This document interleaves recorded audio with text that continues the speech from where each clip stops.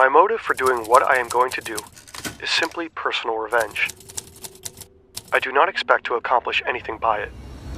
Lincoln, Montana, 1996. A crude wooden cabin stands alone in the pines, with no electricity, no running water, just a wood stove and the packed dreams of a mathematician turned recluse. This is the hideout of Ted Kaczynski, known to the world as the Unabomber. For nearly 2 decades, he's drifted in the shadows, a ghost haunting America's peripheries, sending meticulously crafted bombs to strangers with no pattern the authorities can see.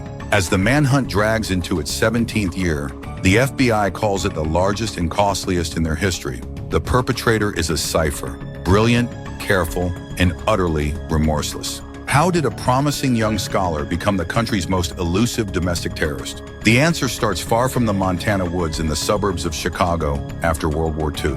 Ted is born in 1942 to working-class parents of Polish descent. His mother and father, both intellectual and outdoorsy, nurture his talents. The family's close. Ted skips 2 grades, outpacing his classmates by every academic measure.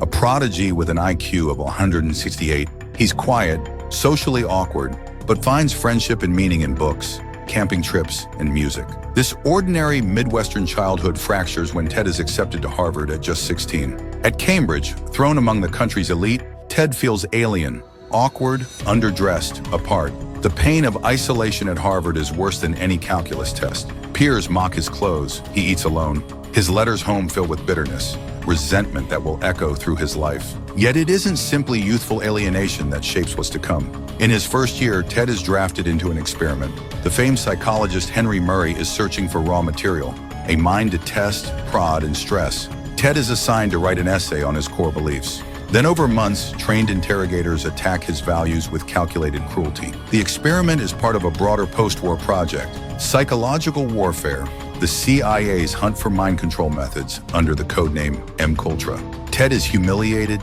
monitored, and made to watch the recordings over and over, all in the name of science. Decades later, some will argue this was the spark. Others will say Ted was always broken. Either way, after Harvard, he becomes a star graduate student in mathematics, earning a PhD at Michigan, then teaching at Berkeley. His future could be brilliant. But at 26, he walks away from academia, disgusted with technological society and the role mathematics plays in fueling its advance. He buys an acre of land near Lincoln, Montana, and with his brother's help, builds a cabin no bigger than a prison cell. He hunts rabbits, reads philosophy, watches with growing horror as roads and logging encroach on his quiet. His isolation crystallizes a new purpose: to strike back at what he sees as the technological system enslaving humanity. In 1978, the first bomb is sent, a package to a university professor. Over the next 17 years, more than a dozen bombs follow, delivered to universities, airlines, computer stores, randomly chosen targets that share one trait: they are advancing the modern world. 3 die, and many more are maimed. The police trace fragments of wood and wire, but the evidence always leads to a dead end. The bombs become more sophisticated, the motives more opaque. The media adopts a moniker, Unabomber, for university and airline bomber. His identity remains a mystery.